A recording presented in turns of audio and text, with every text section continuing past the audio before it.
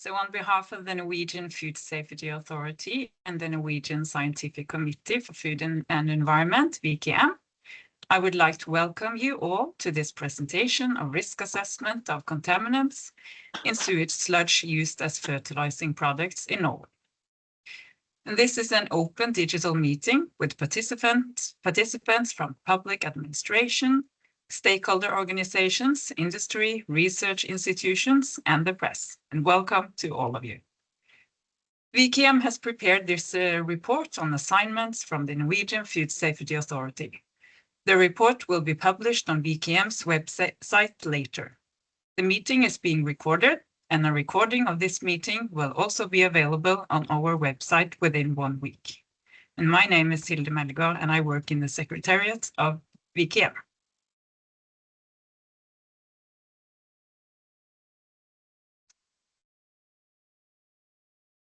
So this is the program for the next hour. I will start with a brief introduction to VKM, our mandate, and how we work, before giving the floor to the head of the Plants, Feed and Byproduct section at the Norwegian Food Safety Authority, Line Ruden, who will present the background for the assignment. And after that, the report itself will be presented. Due to illness of the chair of the project, 3 members of the project group will each present their part: Håvard Steinshamn, Christian Fogelsang, and Karl Einar Amundsen. And the final item on today's agenda is a short session to address some questions submitted during the event. Please use the chat to submit your questions or indicate there if you wish to ask a question orally. We will not use the raise hand function due to the number of participants.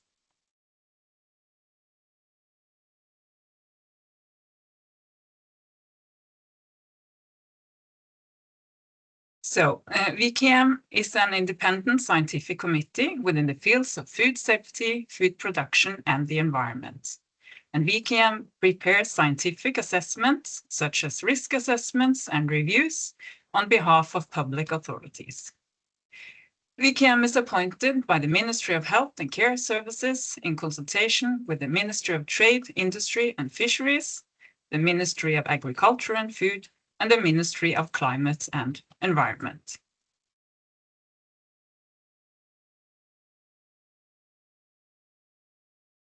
VKM currently has approximately 120 members, experts with diverse professional backgrounds, who together provide broad interdisciplinary expertise.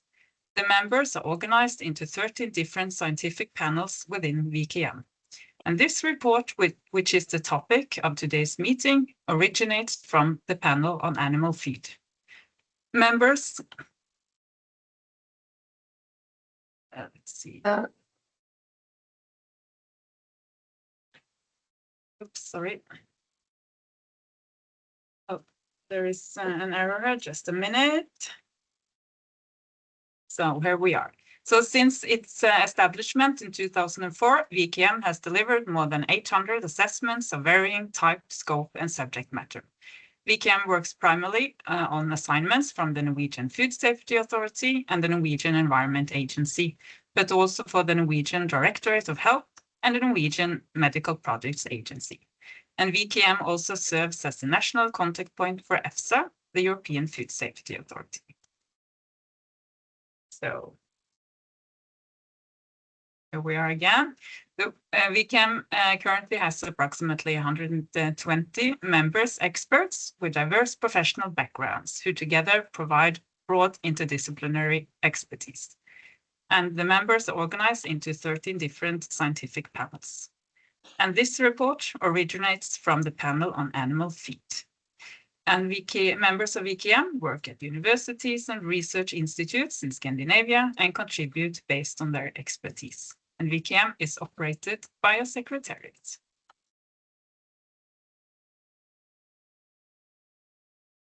A brief overview on VKM's role in relation to the Norwegian Food Safety Authority. VKM prepares scientific basis, for instance, a risk assessment, and does not take a position on how the commissioning body, in this case Norwegian Food Safety Authority, should apply this knowledge in its subsequent work, risk management. In other words, it is up to the Norwegian Food Safety Authority how it chooses to use the report from VKM.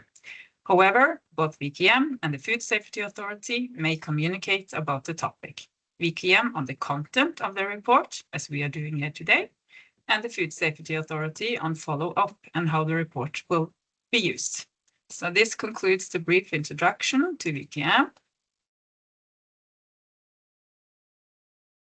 And before handing over to the Food Safety Authority, I would like to remind you that the report will be published on VKM's website later, and the recording of the meeting will be made available at our website within 1 week.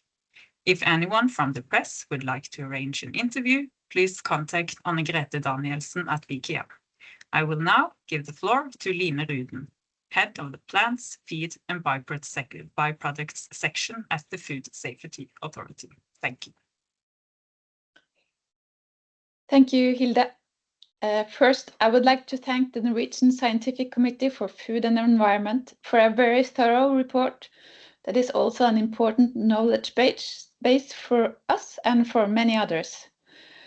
I would especially like to thank the scientific panel and those who have contributed to the project, led by group leader Trine Eggen and project manager Trond Gifstad. This is work that deserves great respect. You have worked on this assessment for several years, indeed around 3 years, and I've put in a significant number of working hours to complete it. Conducting such comprehensive and complex risk assessment is a major and demanding task. We also know that this report has been highly anticipated. Many have been waiting for it, both in Norway and also internationally. This demonstrates how important this work is, not only for us in Norway, but also as a knowledge base in a broader professional context. It is important to emphasize that the value of this report does not lie only in its findings. This type of holistic and complex risk assessment, which considers many different substances, exposure pathways, and effects over time, provides a highly significant and methodological contribution. The reason we requested this assessment is that it has been more than 15 years since the previous comprehensive risk assessment of sewage sludge, and a great deal of new knowledge has emerged since then. At the same time, a large proportion of sewage sludge is used in agriculture in Norway, which makes an updated knowledge base particularly important. We have therefore needed a broad assessment of which hazardous substances are currently present in sewage sludge, how these behave in soil and the environment, and what consequences they may have for plants, animals, and humans.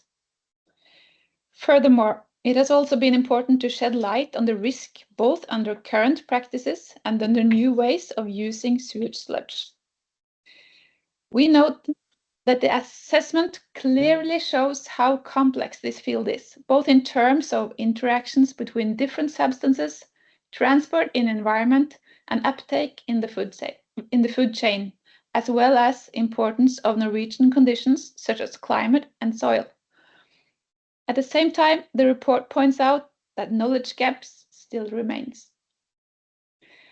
We will now review the report thoroughly and assess what the findings mean for regulations and governance in Norway, the need for changes in the use of sewage sludge as a fertilizer, the need for further knowledge development and monitoring in collaboration with the relevant stakeholders. This is work that we will carry out thoroughly, and it will require some time. Therefore, we cannot provide any further answers today regarding possible measures we may propose. We now look forward to having this important risk assessment presented, and I will therefore hand the floor back to VKM.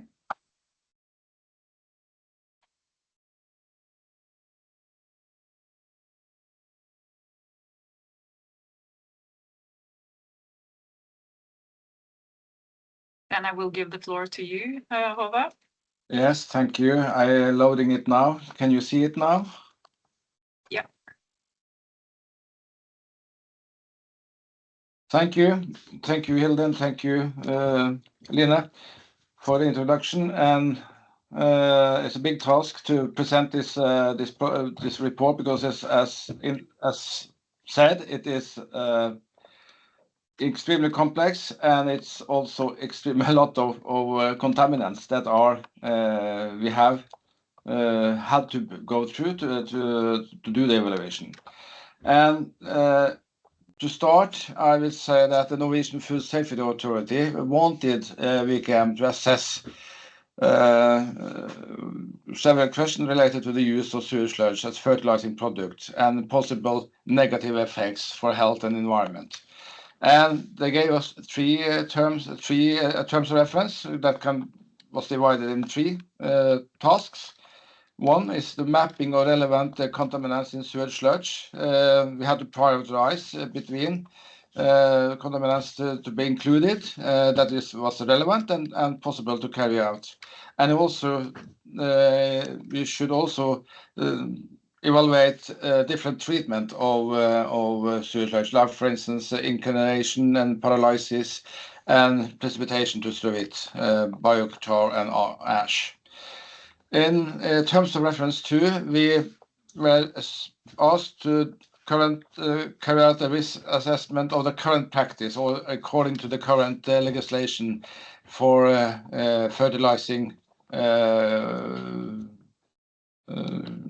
Norwegian fertilizing regulation, both as average application, but also worst case scenarios. And in terms of reference 3, they asked us to compare the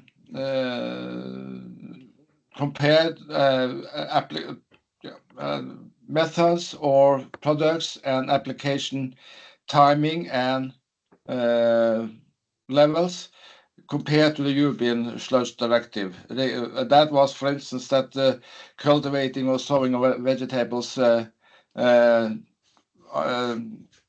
10 months after application versus 3 years that we have in our legislation, and also for grassland harvesting and grazing after 3 weeks after application versus 10 months in our current regulation. And also we were asked to evaluate the effect of thermic hydrolysis on the reduction of organic contaminants, and also evaluate the effect of application methods, like for instance surface spreading of liquid digestate to grassland and also to other crops. I will start with the main conclusion. It says that just that we get the message out, our main conclusion is in 6 points. The Norwegian monitoring data show that the municipal sewage sludge contains varying content of organic contaminants, and it's varied widely between regions and also during the year. But most pose low risk to the environment, humans and livestock. Persistent substances, however, may cause concern over time. We also conclude that struvite has low risk. Other sludge-derived products have more complex profiles. For instance, pellets made from sewage sludge. The current practice implies generally low risk for humans and livestock.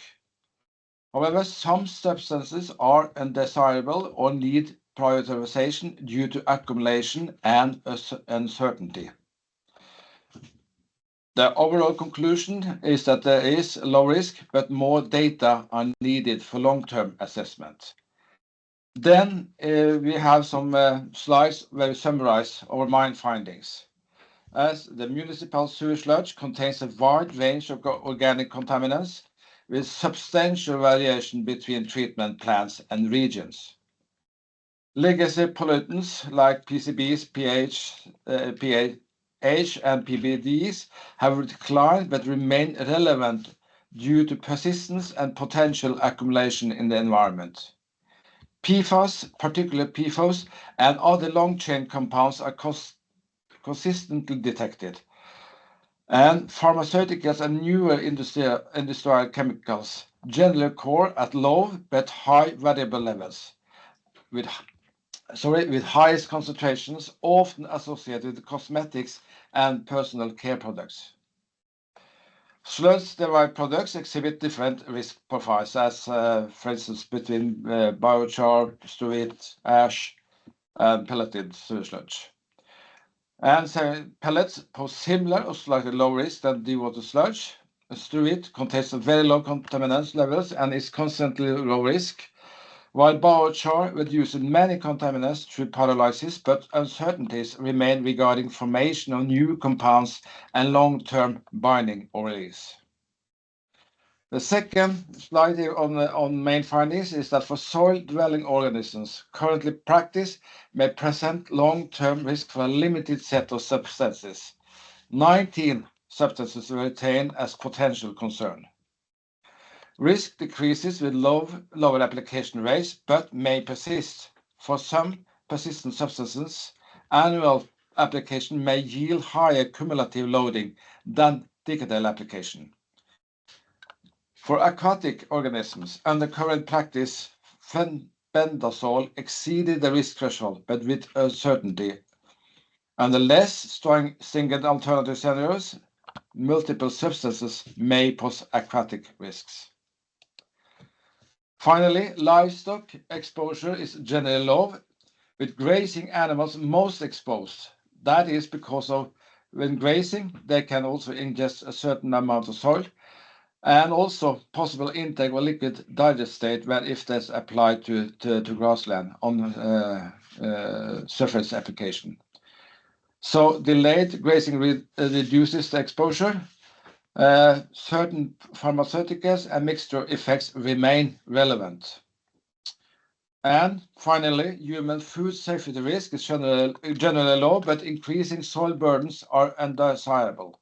There are certain compounds here that are highlighted due to already concerning dietary exposure, and with freshwater fish relevant for those who have high consumption of fish. Then I leave the floor or the screen to Karl-Einar. Please, Karl-Einar. Okay, thank you. This figure is shown actually to show the complexity of the work. So it's not much to say, but all these arrows we have tried to describe in the report, and the effect, of course, from different, as Håvard said, different sludge products added to soil and the transfer to these endpoints: animals, humans, fish, soil-living organisms. That's the main items. Okay, next. So in this risk assessment, we have used more or less a standard approach. These 4 boxes to the right shows the standard procedure in this kind of work, from the hazard identification of contaminants to the risk assessment. 4 steps. All standard, either EU, TGD, EFSA, set up for this kind of work. So what makes this risk assessment a bit more complex is that we were asked to look at the significance of the time between for grazing animals, reducing the time from 10 months to 3 weeks, and when growing vegetables, reducing the time between application and harvest from 3 years to 10 months. So having this in mind, we have to do some quite everything had to be leveled down to a monthly frequency. That's of course some part of the time, a long time that has been used. We take the next slide. To solve this problem with the time schedules, more than 100 different scenarios, agricultural scenarios in 5 regions were made. And these scenarios were made for different sewage sludge projects, as Håvard has mentioned. So the input data in all these scenarios is actually the amount of organic contaminant in the various products, concentration and amount of the product, of course. And the FATE parameters is quite standard. It's degradation time, KOC, so describes the binding in soil for these contaminants. It's a transfer from soil to plants to fish, and it's the transfer factors from farm animals to milk and meat. And not least, there's a lot of regional parameters taking into account the climate and soil climate conditions in different regions and soil properties. So if you take the next.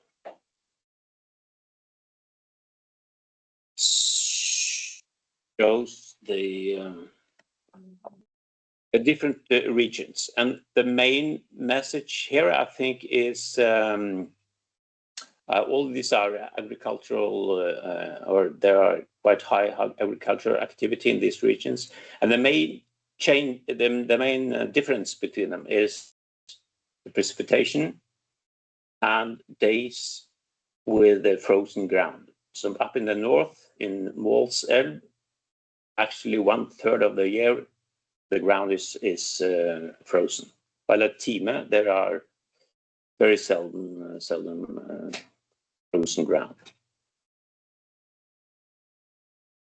Next. So the effect levels on aquatic organisms, for most of the compounds, they are computed, predicted using GUSAR.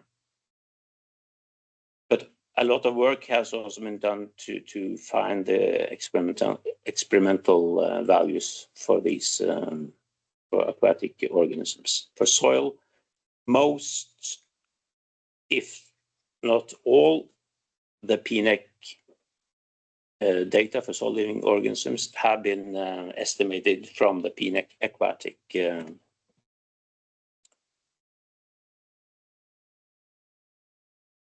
and the uncertainty, of course, in these calculations are quite high. Next.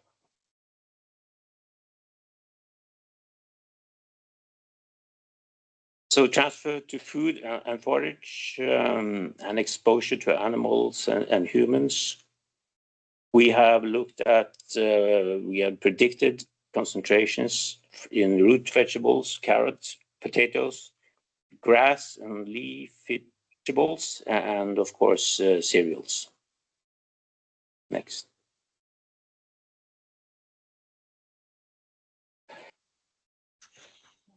Yeah, some details about some results. This is for soil, and this is after 100 years, I think. Yes, and it's the RCR, the risk quotient, the ratio between the predicted concentration in soil and the effect level in the soil. And as can be seen, the risk level, of course, decreases when you reduce the amount of sludge applied.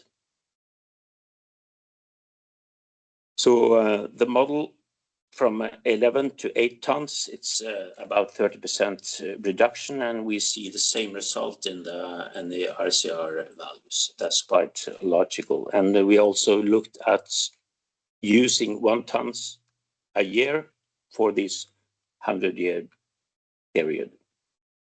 And the difference between the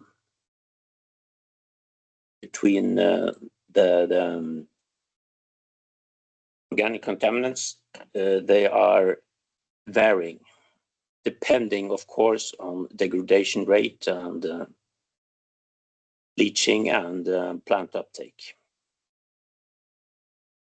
Okay, next.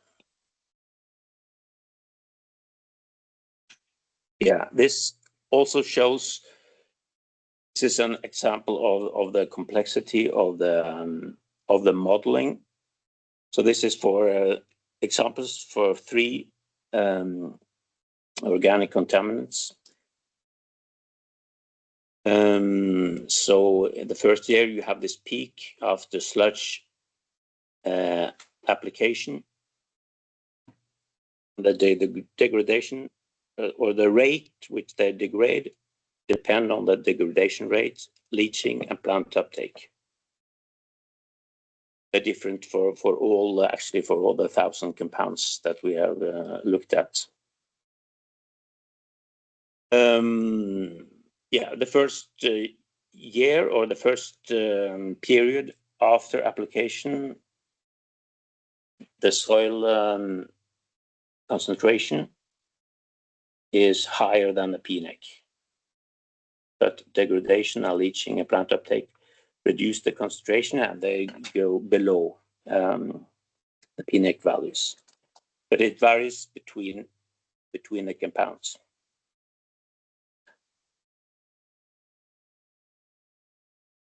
So I think we take the next level. You look into the report. It's very comprehensive and good. And this is an example of the RCR PEC divided by PNEC estimated is quite high, indicating quite high or some risk. So for UV329 as an example, there's a number 108. If you use the experimental data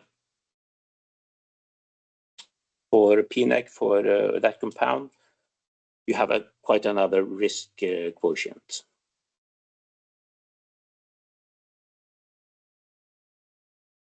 So experimental data is preferred, of course. Next. Yeah, I think we skip this one. Yeah, this figure also shows the complexity of what is done. So this shows this is a schedule actually of the risk assessment for or the exposure scenario for grazing animals. And I think we leave it there and take the next one. Then I can say one sentence about this figure. In general, we can say that the amount of organic contaminant that the animals digest in these scenarios is quite low compared to the ADI or effect levels, for instance, in rodents. It shows that soil for grazing animals, grazing on soil receiving 11 tons per every 10th year. The soil, which is the brown part of that figure, is quite dominant for some accumulating compounds, but lower for others. So it's soil and grass that dominates the amount that these animals digest. If you go indoors and you drop this soil amount, it's actually much safer. If you use the two columns to the right, if you use liquid digest of sewage sludge, the exposure increases because of two reasons. They might eat some sludge, soil surface, grass containing sludge, and there's a lot of compounds in the liquid digest of plant available compounds. So the green area, or the uptake from the forage, the grass increases. Okay. Next.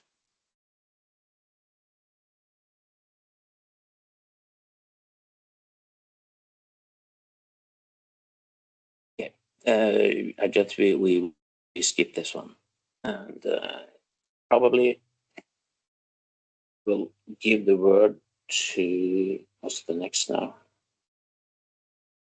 Oh no. Thermal hydrolysis. Yes, Yeah. I guess that I will take over for the next few slides. So yeah, so thermal hydrolysis is a way to improve or make the biogas production more efficient at wastewater treatment plants, and it is increasingly used at wastewater treatment plants just for that reason, but also for hygienisation. But it also may have an impact on the degradation of compounds that are not degraded during the anaerobic digestion today. So what the thermal hydrolysis is at high temperature, about, well, up to typically for 125 to 175 degrees, and at high pressure up to about 9 bars. And this has then a large impact on a lot of the organic matter. But if you look at the kind of the compounds that drive the risk in this risk assessment, which are the more persistent pollutants, it has a very limited effect on them. That is, for instance, the PCBs, the dioxins and furans, and PIHs. However, they do have some effects on some drugs, for instance, ibuprofen. Yeah, but not, for instance, on carbamazepine, which is a sort of concern for plant uptake. Yeah, I think we could take the next slide. Yeah, so we've also given the task to assess alternative products for that are not that much used today. One of these are already used, which is the pelletized sewage sludge in Norway called Minorga, and this is then sewage sludge that is added a little bit more nutrients to balance the fertilizer. Yeah. So and also, yeah, but yeah, we also ask to consider the liquid digestate, which is then the reject water, or the water that comes from dewatering the digested sludge, which is typically very rich in nutrients, especially in nitrogen, but may also contain a lot of the same contaminants as you have in the sewage sludge. We'll come back to that. but also struvite, which is a lot used in other countries, not that much used in Norway. Struvite is a precipitate of particularly ammonia and phosphate in the sewage sludge, or in not the sewage sludge, but in the liquor that you start from, and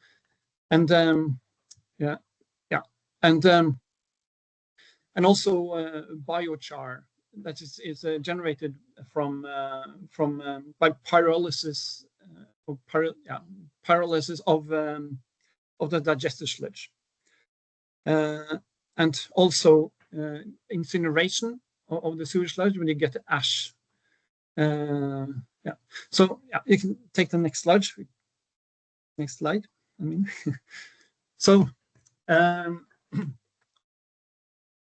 for many of these products, we have very limited data available.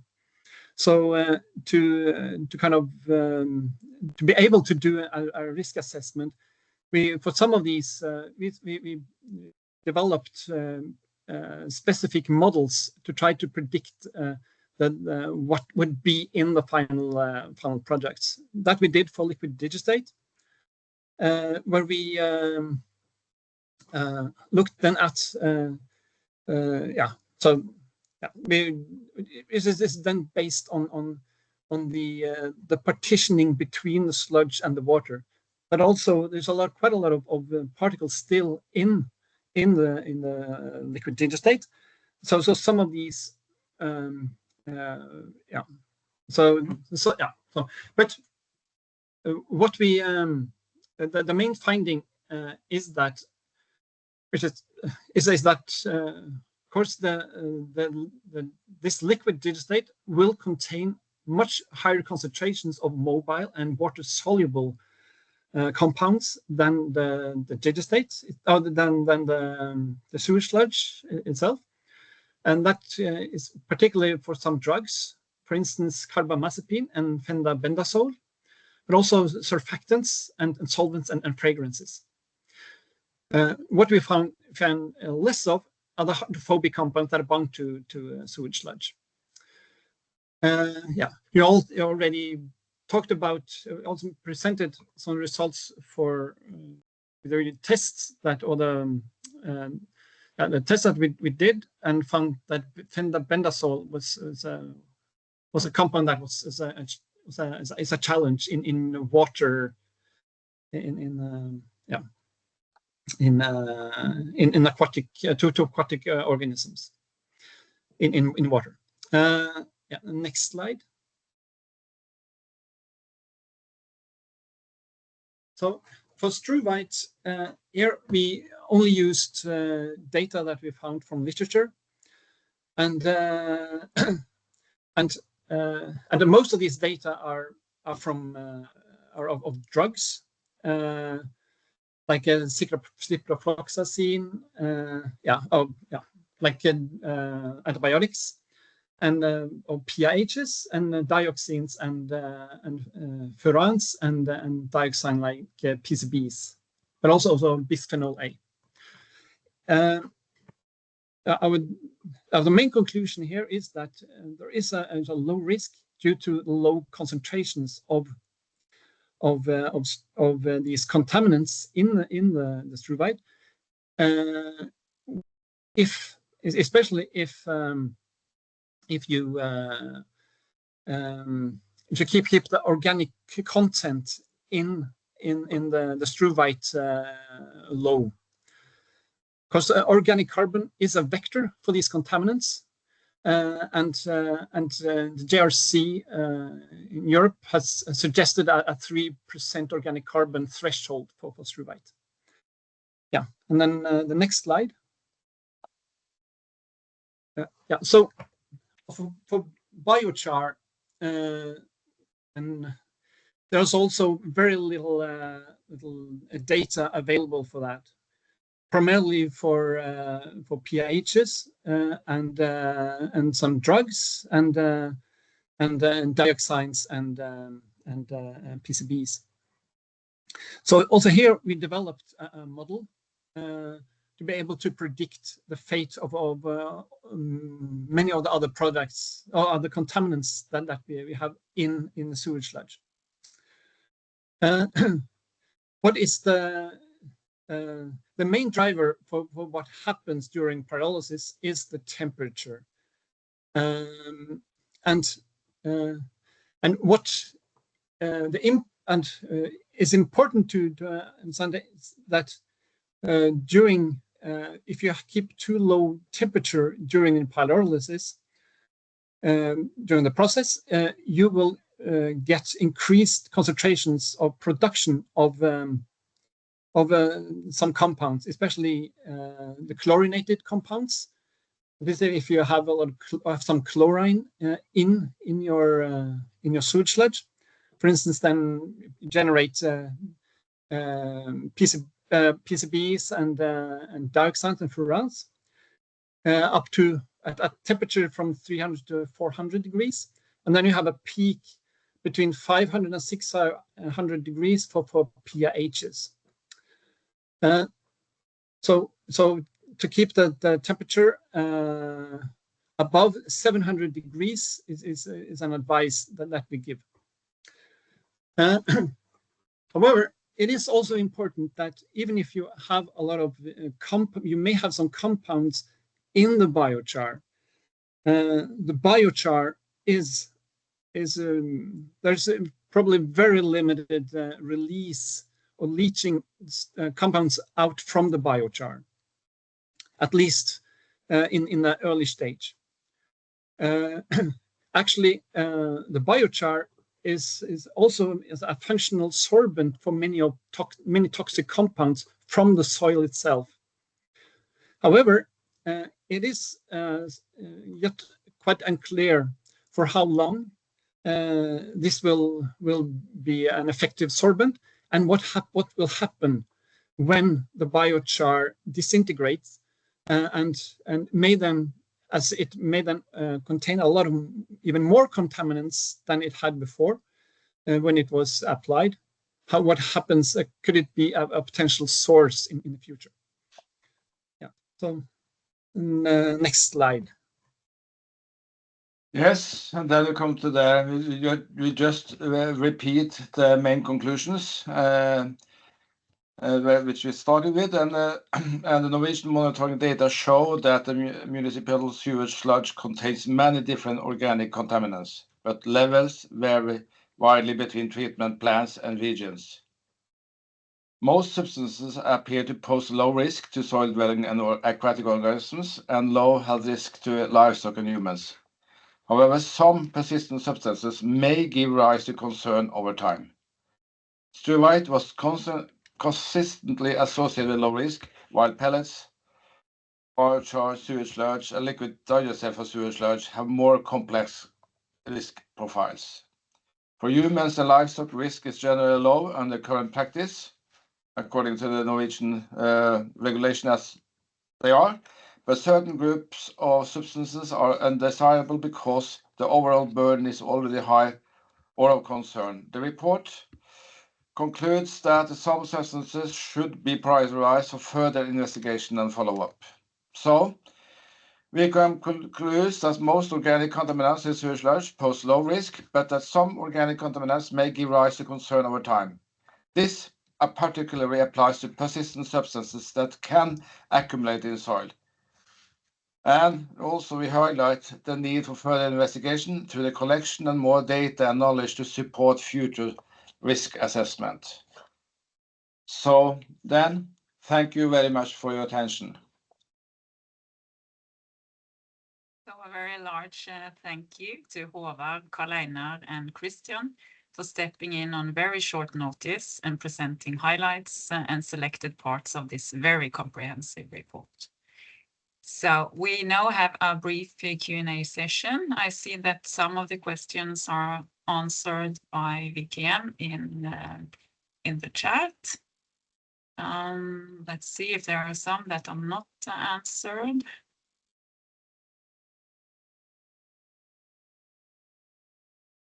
I think we have answered all the questions. Are there Any final questions before we end the meeting? So there is one. What will be the impact of quaternary treatment on sludge quality? The impact of quaternary treatment on sludge quality. Yeah, that is something that we have not included in the assessment. Of course, it depends a little bit on how you manage, for instance, the sludge or